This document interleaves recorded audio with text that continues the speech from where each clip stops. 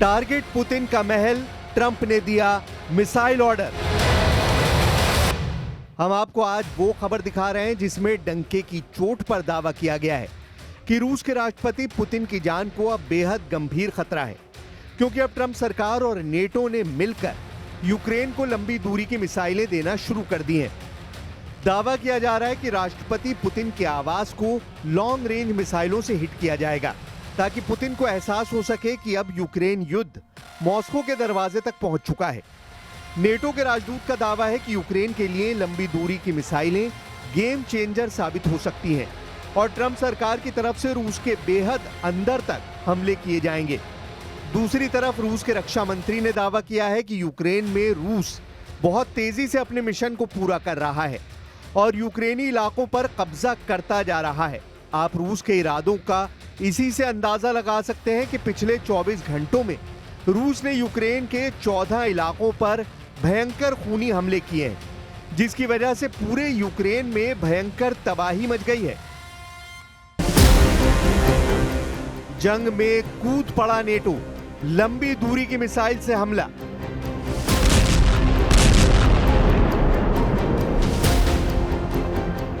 एक 1286 दिन से ज्यादा की जंग में यूक्रेन अब तक $360 बिलियन के हथियार अमेरिका, नेटो और यूरोपीय देशों से ले चुका है। दावा किया जा रहा है कि रूस से जंग के लिए यूक्रेन ने 41 देशों से अरबों डॉलर के हथियार लिए हैं। इस बीच खबर आ रही है कि जेलेंस्की को अमेरिका और नेटो से ऐसे गुप्त हथियार मिले हैं जिनसे रूस के एयर डिफेंस सिस्टम को गंभीर नुकसान हो रहा है। आप जेलेंस्की के जंगी तेवरों का अंदाजा इसी बात से लगा सकते हैं कि जेलेंस्की ने अमेरिका से अनुमति मांगी है कि वो रूस में कम से कम 3 से 4 हजार किलोमीटर अंदर घुसकर हमला करना चाहते हैं और इसके लिए वो लंबी दूरी की मिसाइलें अमेरिका और नेटो से मांग रहे हैं। इस बीच नेटो के राजदूत ने ऐलान कर दिया है कि यूक्रेन को लंबी दूरी की घातक मिसाइलें मिलने जा रही हैं, जिनसे वो रूस पर हमला करेगा। नेटो में अमेरिकी राजदूत मैट विटेकर के मुताबिक डोनाल्ड ट्रंप प्रशासन ने यूक्रेनी सेना को अधिक घातक और तूफानी हमला करने की क्षमता प्रदान की है, ताकि रूस के बेहद दूर के इलाकों पर मिसाइलों से हमला किया जा सके। ट्रंप को उम्मीद है कि यूक्रेन को मिली नई घातक मिसाइल क्षमताएं पुतिन को समझौता करने के लिए मजबूर कर देंगी। मैट विटेकर के मुताबिक हम कुछ गहरी मारक क्षमताएं दे रहे हैं और बहुत संभव है कि यूक्रेनियन उनका इस्तेमाल करेंगे और ये स्पष्ट रूप से जो बाइडेन द्वारा किए गए काम से बहुत अलग है। हम आपको बता दें कि विटेकर लंबी दूरी की मिसाइलों की बात कर हंसे। जो बाइडेन प्रशासन ने पिछले साल पद छोड़ते ही कीव को अमेरिकी सेना सामरिक मिसाइल प्रणाली यानी एटकैम्स मिसाइलों के इस्तेमाल को हरी झंडी दे दी थी। एटकैम्स की मारक क्षमता लगभग 190 मील है। 14 इलाकों में रूस के तूफानी हमले। यूक्रेनी अधिकारियों के मुताबिक रूस ने 30 अगस्त की रात में यूक्रेन पर बड़े पैमाने पर हमले किए। हमले इतने तेज और तीखे थे कि यूक्रेनी सेना रूस के सभी हमलों को संभाल नहीं पाई। हम आपको बता दें कि पिछले एक हफ्ते में यूक्रेन पर रूस के हमलों में 10 से 12 गुना बढ़ोतरी देखी गई है। राजधानी कीव में ही 48 घंटों के अंदर 24 से ज्यादा यूक्रेनी नागरिक मारे जा चुके हैं। रूस ने सबसे ताजा हमले यूक्रेन के 14 इलाकों पर किए हैं, जिसने जेलेंस्की के साथ साथ ट्रंप के भी होश उड़ा दिए हैं। रूस के भीषण हमलों से यूक्रेन के 14 इलाकों में भयानक तबाही मची है। दावों के मुताबिक यूक्रेन के ज़ैपोरिज़िया क्षेत्र में रूसी हमलों से यूक्रेनी लोगों के घरों में गैस और बिजली गुल हो गई। लगभग 1 लाख घरों में बिजली नहीं है। यूक्रेन के मध्य निप्रोपेट्रोव्स्क क्षेत्र के निप्रोपेट्रोव्स्क शहर और पाव्लोहराद पर भी 30 अगस्त को तड़के हमला हुआ, जिससे आग लग गई। यूक्रेन की वायुसेना के मुताबिक उसने रात भर के हमलों में रूस द्वारा दागे गए 537 ड्रोनों में से 510 और 45 मिसाइलों में से 38 को मार गिराया है। वहीं रूस के जनरल स्टाफ के प्रमुख वालेरी गेरासिमोव ने कहा कि रूसी सेना यूक्रेन में लगभग पूरी अग्रिम पंक्ति पर लगातार आक्रमण कर रही है और उनके पास रणनीतिक बढ़त है। गेरासिमोव ने यह भी दावा किया कि रूसी सेना अब यूक्रेन के लुहांस्क क्षेत्र के 99.7%, डोनेस्क क्षेत्र के 79%, ज़ैपोरिज़िया क्षेत्र के 74% और खेर्सोन क्षेत्र के 76% इलाके पर नियंत्रण यानी कब्जा कर चुकी है। रूस के जनरल स्टाफ के प्रमुख वैलेरी गेरासिमोव ने यह भी दावा किया कि रूसी सैनिकों ने खार्किव क्षेत्र के कुपियांस्क शहर को लगभग पूरी तरह से घेर लिया है और उसके लगभग आधे क्षेत्र पर कब्जा कर लिया है। Отмечу рост темпов продвижения наших войск в этом году. Если на начало года мы ежемесячно освобождали 300-400 квадратных километров, то в настоящее время 600-700.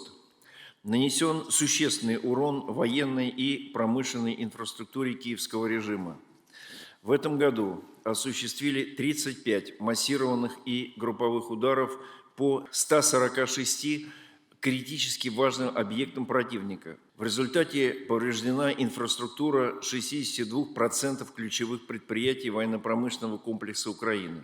Особо отмечу удары, снижающие возможности наращивания производства, а также наносимые по логистическим центрам и площадкам запуска ударных беспилотных летательных аппаратов дальнего действия.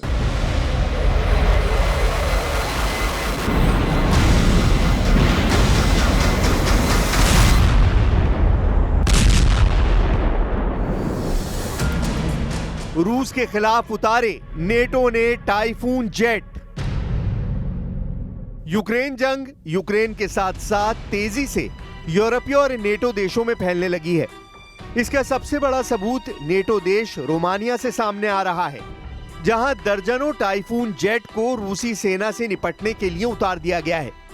हैरानी की बात तो यह है कि रोमानिया ने यह कदम ऐसे वक्त में उठाया है जब यूक्रेन और रूस के बीच बातचीत की जोर शोर से तैयारियां हो रही हैं। जो खबरें आ रही हैं वो बेहद डराने और चौंकाने वाली हैं। यूक्रेन पर रूसी हमलों के बीच नेटो ने टाइफून जेट विमानों को तैनात किया है।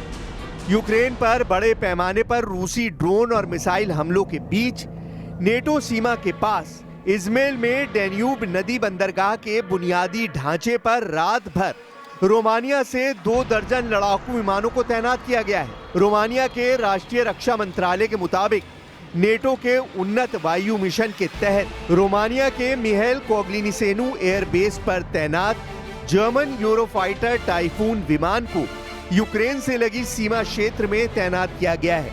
विशेष रूप से उत्तरी तुलसिया काउंटी की स्थिति पर नजर रखने के लिए भेजा गया है।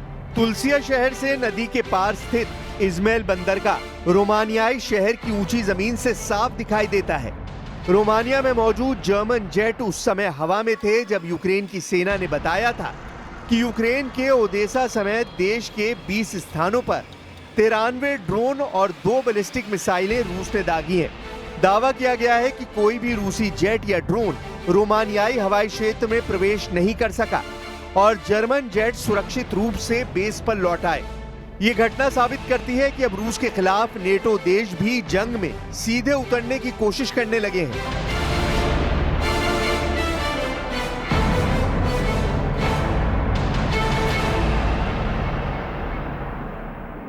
Мы не можем согласиться с тем, что теперь предлагаются вопросы безопасности, коллективной безопасности решать без Российской Федерации. Это не получится. Мы уже не раз объясняли, что Россия своих интересов не завышает, но наши законные интересы мы будем обеспечивать твердо и жестко. И я уверен, что на Западе, прежде всего в Соединенных Штатах, прекрасно понимают, что всерьез обсуждать вопросы обеспечения безопасности без Российской Федерации – это утопия, это путь в никуда.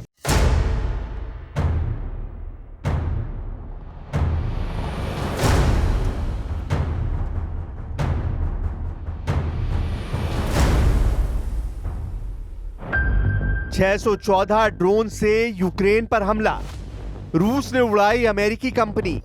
दावा किया जा रहा है कि करीब 614 ड्रोन से रूस ने यूक्रेन के अलग अलग इलाकों पर हमला किया है।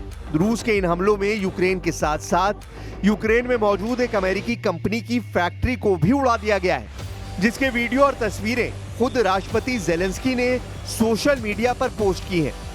पहले आप ये देखिए यूक्रेन पर पिछली रात कितने भीषण हमले कहां-कहां हुए हैं। अमेरिका की कोशिशों के बावजूद हालात काबू में आते नहीं दिख रहे हैं। रूस और यूक्रेन दोनों तरफ से हवाई और ड्रोन हमले जारी हैं। 21 अगस्त को रूस ने यूक्रेन के कई इलाकों में मिसाइल और ड्रोन से बड़े हमले किए।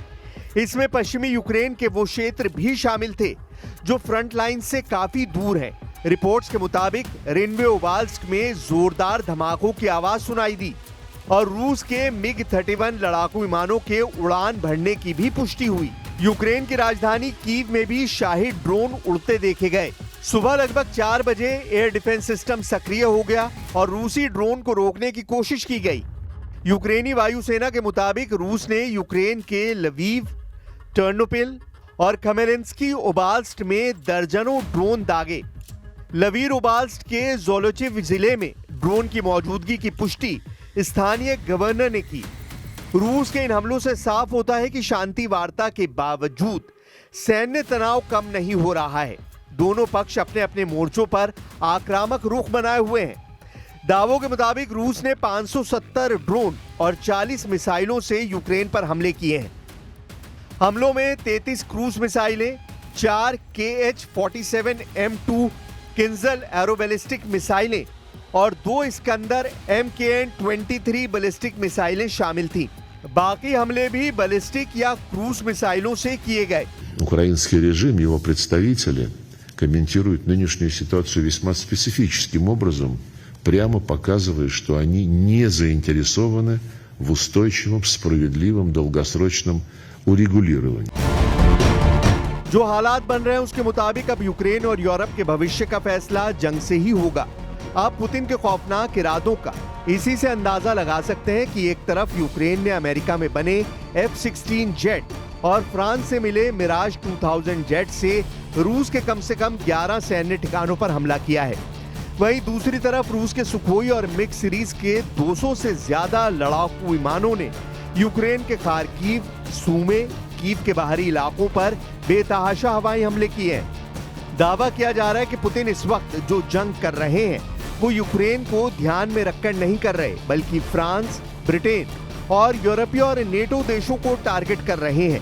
कुछ खबरों में दावा किया गया है कि यूरोपीय यूनियन और नेटो देश चाहते हैं कि अगर रूस के सैन्य ठिकानों को हवाई हमलों से तबाह कर लिया गया तो फिर रूस को काबू करना आसान हो जाएगा।